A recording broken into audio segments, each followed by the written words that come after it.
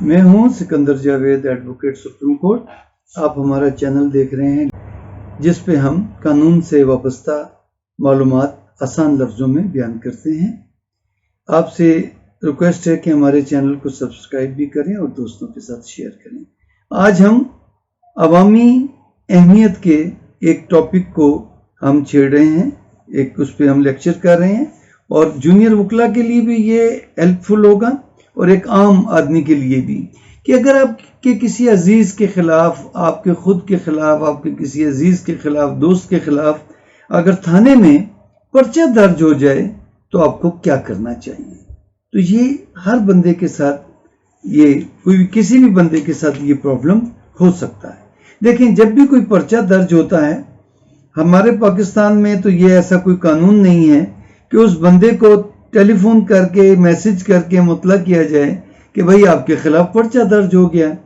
وہ پولیس اس لیے نہیں کرتی کہ اس نے بہت سارے کیسوں میں بلا وارنٹ جب گرفتار کرنا ہوتا ہے تو وہ جب ملزم کو اطلاع ہو جائے گی وہ جا کے عدالت سے عبوری ضمانت کرا لے گا، اس لیے پولیس تو اطلاع کرتی نہیں.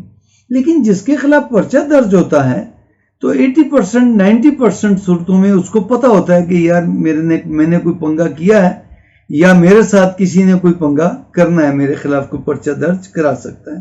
اب پرچہ درج آپ کے خلاف ہو گیا تو پھر کیسے آپ کو پتہ چلے گا کہ میرے خلاف؟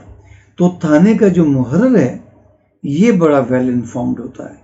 یہ آپ کو بتاتا ہے کہ بھئی ہاں آپ کے خلاف پرچہ درج ہو. آپ خود جائیں یا بہتر ہے کہ آپ اپنے کسی دوست کو، کسی عزیز کو بھیجیں جو جا کے محرر کو پارلیمانی طریقے سے قانوناً یا اس کی مٹھی گرم کر کے اسے کہے کہ یار ہمیں بتائیں میرے خلاف یا میرے کسی عزیز کے خلاف کوئی پرچہ تو درج نہیں. وہ آپ کو پوری رپورٹ دے دے گا اور اکثر صورتوں میں وہ آپ کو 100-200 لے کے آپ کو FIR کی فوٹو کاپی بھی دے دے گا. اب پرچہ درج ہو گیا، آپ کو پتہ بھی چل گیا. اب آپ کو کسی نہ کسی وکیل کی معاونت کی ضرورت ہے. تو اگر آپ کا دوست یار ہو یا کسی بھی اپنے علاقے کے قابل وکیل سے آپ مشورہ کریں، اس کو FIR دکھائیں. وہ بھی سب سے پہلے آپ کو یہی کہے گا کہ بھائی مجھے FIR لے گا، کیونکہ فوجداری کیس میں 90% کیس کی نوعیت کا آپ کو FIR پڑھنے سے پتہ چل جاتا ہے. تو وہ آپ کو پھر وکیل بتائے گا کہ آپ کے خلاف جو جرم ہے اس کی نوعیت کیا، وہ سنگین نوعیت ہے، قابل ضمانت ہے یا نہ قابل ضمانت ہے. اب اگر آپ کو پتہ چل گیا اور آپ گرفتار نہیں ہوئے تو آپ نے فوری طور پہ عبوری ضمانت کرا لی. عبوری ضمانت ہائی کورٹ سے بھی ہو سکتی ہے اور سیشن کورٹ سے بھی ہو سکتی ہیں. عبوری ضمانت ہوگی، ریکارڈ طلب ہوگا، بحث ہوگی کہ تو جج صاحب یا ضمانت خارج کر دیں گے یا ضمانت کنفرم کر دیں گے. اور اگر کسی بھی طور آپ کی قسمت اگر خراب ہوئی ہوئی ہے، آپ گرفتار ہو جاتے ہیں تو اب اس صورت میں کیا ہوگا؟ اگر آپ گرفتار ہو جاتے ہیں تو پولیس آپ کو گرفتار کر کے آپ کی گرفتاری کا فوری اندراج رپورٹ روزنامچہ، جو تھانے میں روزنامچہ ہوتا اس میں وہ کریں گے. تو آپ اپنی گرفتاری کی فوری اطلاع اپنے کسی رشتہ دار کو اور دوست کو کر دیں. اور اگر آپ کے گھر سے کوئی گرفتار کر کے لے گیا پھر تو ان کو پتہ ہی ہوگا، پھر تو وہ بھاگ دوڑ کریں گے.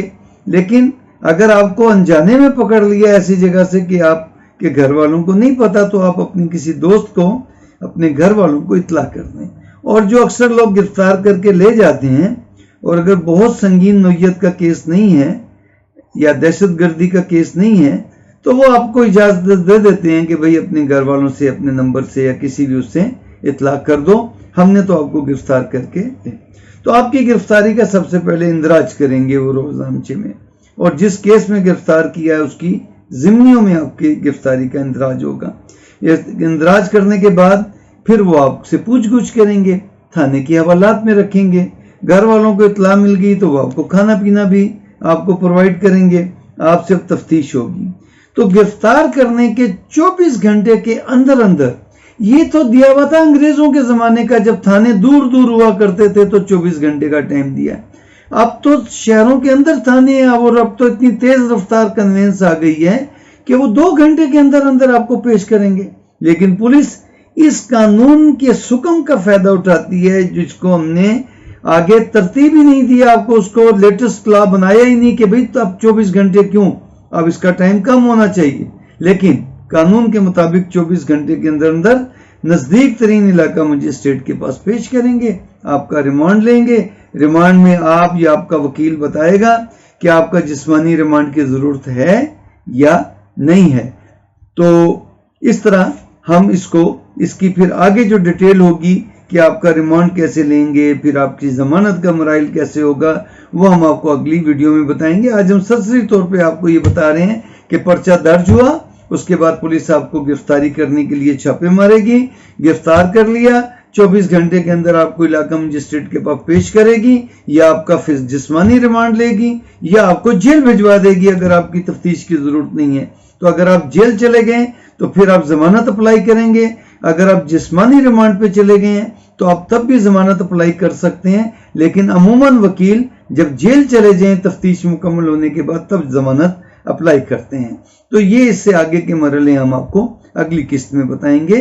तो आप गिरफ्तार होने के फौरन बाद कोशिश करें कि वकील से रुजू करें या अपने अजीजों अकारिब को इतला करें और वो किसी अच्छे वकील से राब्ता करें।